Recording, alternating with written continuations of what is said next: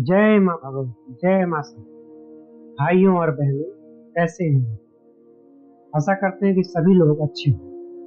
पहले दिन हमने यह समझा था कि जीवन की सबसे बड़ी समस्या बाहर की कमी नहीं बल्कि भीतर की कमजोरी है। आज हम उसी सत्य को और गहराई से समझने का प्रयास करें।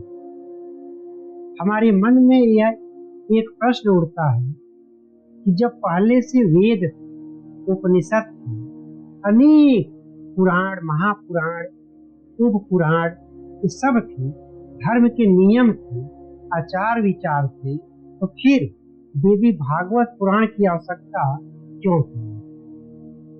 क्या ऐसी कमी रह गई थी जिसे अन्य ग्रंथ पूर्ण नहीं कर पा रहे थे?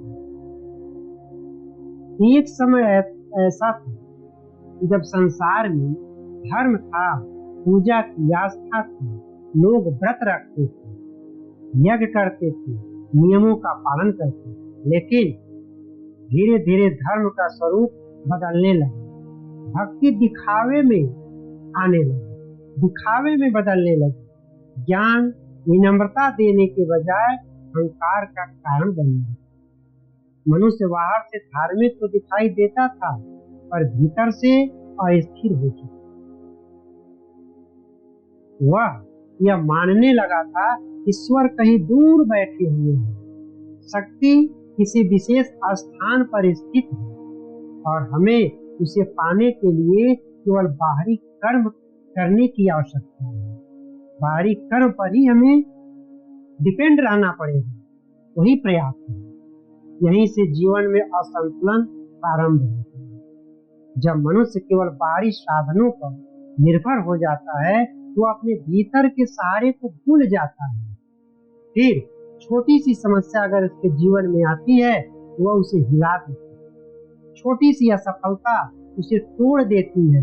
छोटी सी अगर कोई आलोचना उसका कर देता है, उसका आत्मविश्वास डगमगा उठता है। आत्मविश्वास छीन लेती है वह छोटी सी आलोचना। तब एक गहरा सत्य सामने आया। मनुष्य को केवल नियम नहीं चाहिए, उसे चाहिए जगह। उसे डर नहीं बल्कि अनुभव चाहिए। उसे बोझ नहीं, अपनी शक्ति का एहसास चाहिए। इसी जागरण का नाम है देवी। वह ग्रंथ इसलिए प्रकट हुआ कि मनुष्य स्वयं को पहचाने। यह बताने के लिए ग्रंथ उपस्थित हुआ कि किसी भी परिस्थितियों में मनुष्य परिस्थितियों का दास नहीं है, बल्कि उसके भीतर एक ऐसी शक्ति है जो हर परिस्थिति में उसे संतुलित रख सकती है। मां शक्ति ने यह ज्ञान इसलिए हमें दिया कि मनुष्य बाहर की दुनिया में उलझ कर अपने भीतर के संसार को भूल गया था। वह सब कुछ नियंत्रित करना चाहता था। वह अपने मन को समझना भूल चुका था। सच्ची शक्ति वह है जो हमें शांति देती है, जो निर्णय देती है, जो विषम परिस्थितियों में भी जो हम निर्णय लेते हैं वह स्पष्टता देती है, जो कठिन समय में भी मन को स्थिर रखती है, जो सफलता में भी अहंकार नहीं आने देती है और सफलता में टिकने नहीं देती है। यही शक्ति देवी का स्वरूप है और यही शिक्षा देवी भागवत का सार है। आज भी स्थिति वही है। लोग समाधान बाहर ढूंढते हैं, कभी धन में, कभी संबंधों में, कभी प्रसिद्धि में, कभी अपनी पहचान बनाने में। लेकिन जब वह सहारा टूटता है तो मनुष्य स्वयं को असहाय महसूस करने लगता है। वह परेशान उड़ता है, सोचता है कि अब हमारा कोई नहीं है, क्योंकि जिससे हम आशा लगाए थे वह आशा तो थी। लेकिन जिस दिन वह यह समझ लेता है कि शक्ति भीतर से आती है, उस दिन उसका जीवन बदलने लगता है। वह परिस्थिति से डरता नहीं बल्कि उस परिस्थिति को समझता है। वह सफलता से भागता नहीं उससे सीखता है। और यही देवी भागवत महापुराण हमें बाहर की दुनिया से भागने के लिए नहीं कहता, बल्कि वह हमें भीतर को मजबूत बनाकर बाहर का सामना करने की शक्ति देती है।